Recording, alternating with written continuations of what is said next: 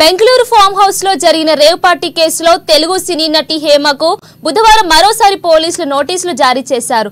నటి హేమతో పాటు మరో 8 మందికి నోటీసులు జారీ చేసినట్లు తెలిసింది. ఇక జూన్ 1న విచారణకు హాజరు కావాలని నోటీసుల్లో బెంగళూరు సీసీబీ పేర్కొంది.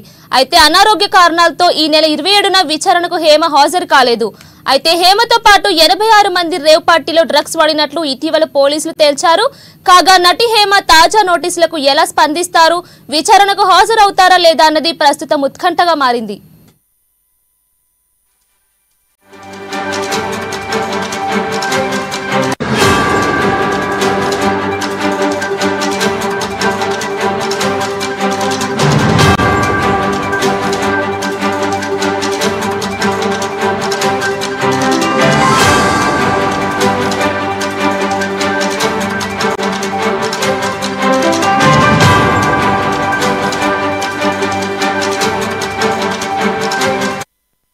ఇక బెంగళూరు ఫామ్ హౌస్ లో జరిగిన రేవ్ పార్టీ కేసులో తెలుగు సినీ నటి హేమకు బుధవారం మరోసారి పోలీసులు నోటీసులు జారీ చేశారు.